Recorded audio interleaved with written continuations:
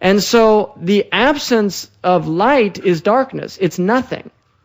And that's why other than God is nothing. And this is what the Prophet ﷺ said. The truest thing that a poet ever said was what Labid, the poet Labid said, "Ala kullu shay'in ma khala Allah batilu." Everything other than God is unreal. And so what is real in the world is the light of God.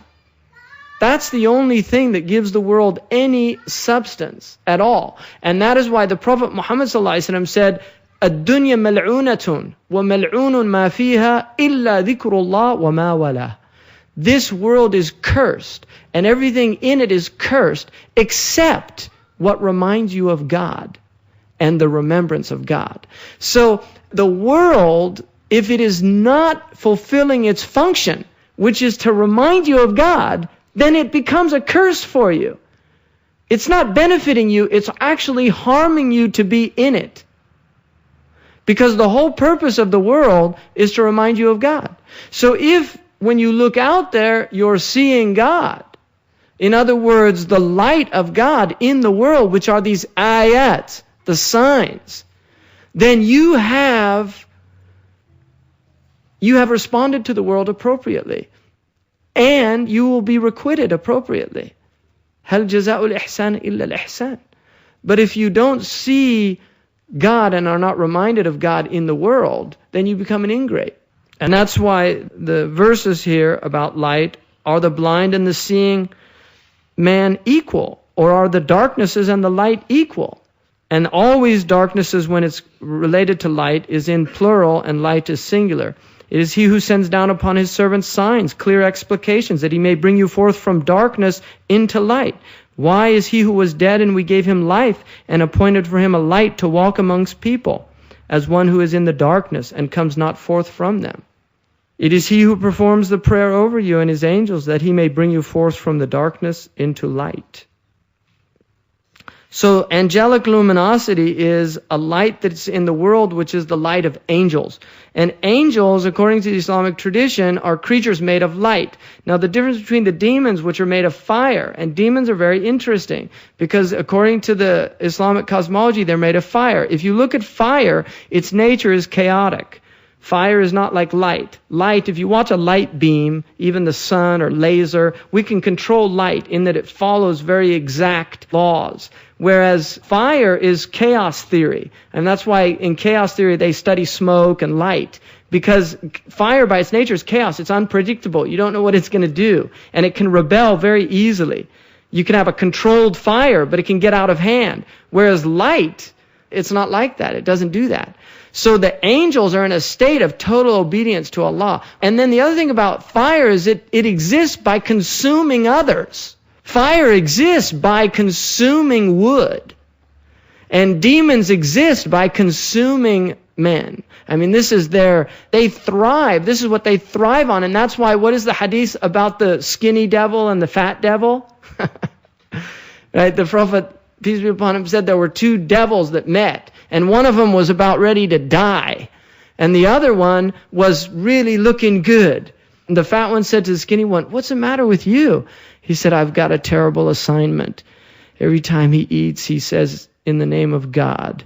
He gets up in the morning and prays. He's always remembering God. I'm not getting any nourishment. You see, like fire burning wood. He's dying." And then the other one said, "Oh, I've got a great assignment. He never remembers God. When he eats, he never says in the name of God, and I eat with him. And then when he goes to sleep, he doesn't say in the name of God, and I get a great night's rest." So the point there is that is the nature of the demonic realm, that it thrives. And that's why consumer in Old English means the devil.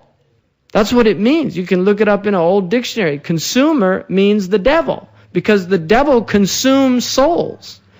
And modern consumers are devils, because the Qur'an says, إِنَّ الْمُبَذِّرِينَ كَانُوا إِخْوَانَ الشَّيَاطِينَ, that profligate people are brethren of the demons. So all this gratuitous consumption, all of this empty, that's what it is. Consumption's a disease. I think I might have it. And then she talks about spirits and the nature of the spirits, and then the jinn. And the jinn are important in that they exist alongside human beings. They're created of fire. Their father is Iblis. I mean, that's a dominant opinion. Like Adam alayhi salam is our father, Iblis is their father. And some of them are good, and some of them are mischievous, and some of them, they don't disbelieve in Allah. Their disobedience is different from the creatures, Bani Adam, children of Adam, in that they don't disbelieve in Allah. They know Allah exists. But their disbelief is a disbelief, kufr al-isyan. It's the disbelief of disobedience, which for the children of Adam is not a disbelief. But it's partly because they're in the unseen realm and they have a lot more information than we do. So their reckoning is, they know too much in that way, because Iblis knows a lot. So I'm going to stop here, inshallah. Anyway, think about shade today. Any questions? Anybody have any questions? Zahir means apparent or outwardly manifest. In the Qur'an it says, هو الأول والآخر والظاهر والباطن. He's the first with no beginning, the last with no end, the outwardly manifest and the inwardly concealed. So the meaning is that He's apparent to those who can see. If you have this inner eye, then you can see the apparency of God. And that's why for the Gnostics, for somebody that knows God, to deny the existence of God, it's like I think it's a H.G. Wells story, where the man goes into the valley, and it's a valley filled with blind people. They say the world's just darkness. He said, no, it's incredible. There's light, and there's all these colors, and there's flowers, and look at these mountains and the sky, and you people you don't have any eyes. And they say, this man's insane. So they go and they start feeling him, and they say, oh, that's why he's got pressure in his brain because of these bulging, and so they poke his eyes out. This is the idea of for the Gnostic, he's like that man who can see in the midst of blind people that are denying sight because they can't see. And that's the way the prophets are when they come into the world. Everything's perfectly clear to them. And that's why the way they speak is with such intensity. I mean, prophets are intense. If you look at their messages, they're intense because it's so clear to them. And they want other people to see. What they are is they're healers because they can remove the cataract, right? They can remove that veiling that's on the eyes. And they won't remove it. They only remove what's necessary because you don't want to have a total unveiling. You can't handle it. You'll go insane. And that's why some people end up seeing too much and then they go mad. And there's all this religious psychosis. The world's filled with religious psychotics. People that have just seen too much. That's why it's dangerous. And that's why Islam is a middle way. You don't want to go to this extreme of a religious psychosis. There's two possibilities with blessings. One of them is for people that show gratitude and they're increased in their blessings. And the other are people that are ingrates and they're increased by what the Qur'an calls istidraj. And istidraj is, according to the Qur'an, سَأُمْلِي لَهُمْ سَنَسْتِدْرِجُهُمْ مِنْ حَيْثُ لَا يَعْلَمُونَ وَأُمْلِي لَهُمْ مِنَ كَيْدِ مَتِينٍ. That I continue to give them blessings despite their disobedience, and I take them by degrees. And my strategy or my plan is vast. And then the other is like that. The same is true with when calamities befall. Calamities befall for different reasons. There are different possibilities. With prophets, when calamities befall, there's two reasons. One is called tasliyah, which is that other people that follow them, the fact that their prophets have been through so much, they're willing to endure much more. If the prophets never endured any hardship, then the people that follow them, when they endure hardship, they'll lose hope. They'll think, I'm so terrible, I'm so horrible, this is why God's doing it to me. And so they'll go into a wrath, only seeing wrath. Whereas when prophets suffer immensely, they suffer for us, not for them. They don't need it. So their suffering is actually for the people that believe in them in order for them to be able to get through the world in one piece. So the Prophet ﷺ lost all of his children. He buried all of them except Fatima.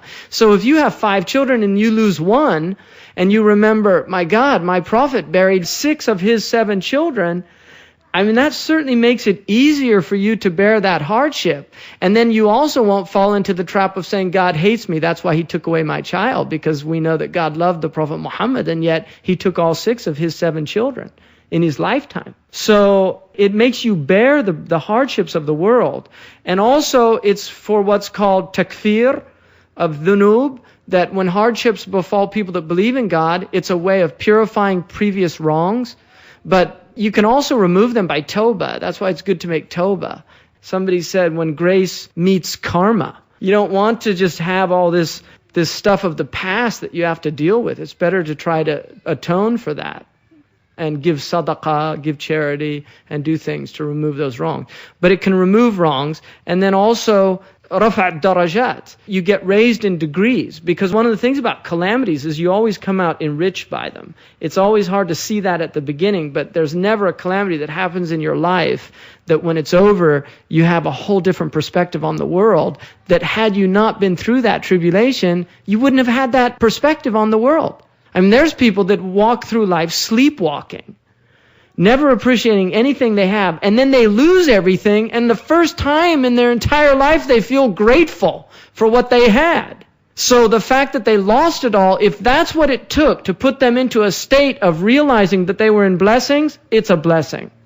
You know, there are many possibilities there when things happen. And it's always best to just see the good in it, because the Prophet ﷺ in Sahih Muslim said, عَجَبًا لِأَمْرَ الْمُؤْمِنِ فَإِنَّ أَمْرَهُ كُلُّهُ لَهُ خَيْرٌ. How wondrous is the affair of one who believes in God, because the affair of that one is all good. إِنْ أَبْتَلَاهُ اللَّهُ صَبَرْ وَإِنْ عَطَاهُ شَكَرْ. If God gives him calamities, he's patient and is rewarded for his patience. And if he gives him blessings, he's grateful and is rewarded for his gratitude. So it's all good, like they say in the hood.